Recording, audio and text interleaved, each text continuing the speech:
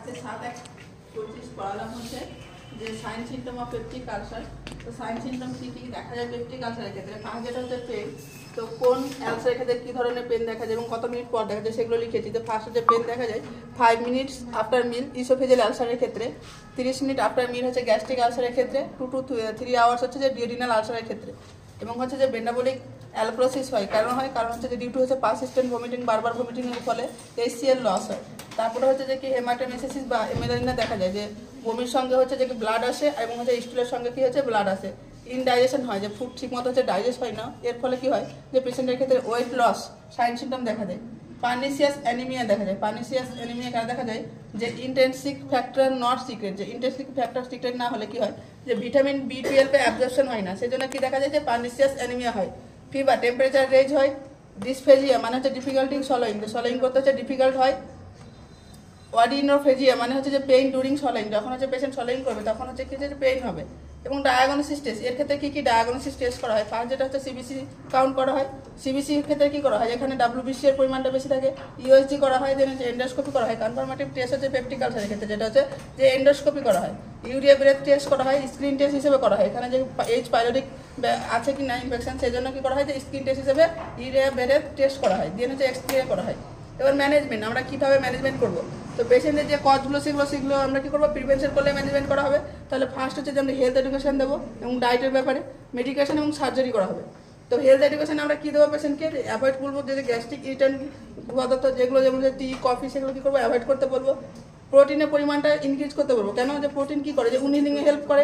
Vitamin C পরিমাণ খেতে বলবো বেশি করে, ভিটামিন B12 খেতে বলবো। দেন হচ্ছে কার্বোহাইড্রেট লিকুইড হচ্ছে যে কি খাওয়ার পরিমাণটা ইনক্রিজ করতে হবে, ফ্যাটের পরিমাণ ডিক্রিজ করতে হবে। এগুলো কি করছে যে নর্মাল আমরা হচ্ছে যে হেলথ এডুকেশন দিচ্ছি ডায়েটের প্রতি।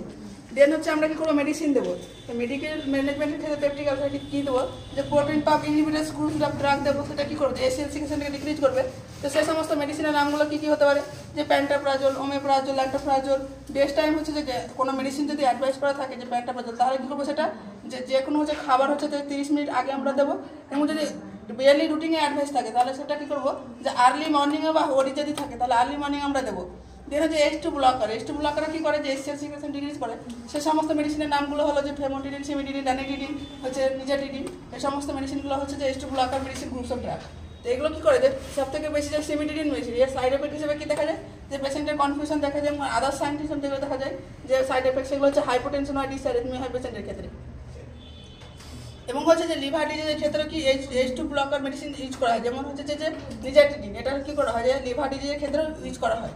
H2 ব্লকার হচ্ছে বেস্ট টাইম হচ্ছে যে ফার্স্ট বাইট অফ মিল, যখন খাবে প্রথম খাবারের সঙ্গে খাবে, বা খাবার হচ্ছে 30 মিনিট আগে খাবে।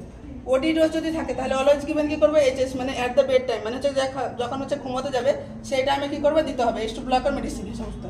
দেন হচ্ছে অ্যান্টাসিড কী করে? এখানে যে অ্যালকালিন নেচার, এটা কী করে? যে হচ্ছে পেপটিক যে pH আর HCl থাকে সেটাকে কী করে নিউট্রালাইজ করতে? এটা কখন দেবো? এটাকে গিভেন আফটার মিল, আমরা খাওয়ার পরে দেবো এটা। এর উদাহরণটা হচ্ছে যে অ্যালুমিনিয়াম হাইড্রোক্সাইড, এটা একটা হচ্ছে মেডিসিনের নাম। এটা কী করে?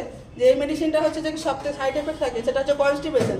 ওই জন্য হচ্ছে কী করা হয়? যে গিভেন ডায়রিয়া পেশেন্ট, এটা হচ্ছে যে ডায়রিয়া পেশেন্টের ক্ষেত্রে ইউজ করা হয়। আর এটা একটা ক্ষেত্রে যে সাইড এফেক্ট আছে সেটা হচ্ছে যে কি ক্যালসিয়াম অ্যাবজর্পশন বাড়িয়ে দেয়, এগুলো হাইপার ক্যালেমিয়া হয়, হাইপার ক্যালসিয়ামিয়াও দেখা যায় পেশেন্টের ক্ষেত্রে। রাখছি এ পর্যন্ত।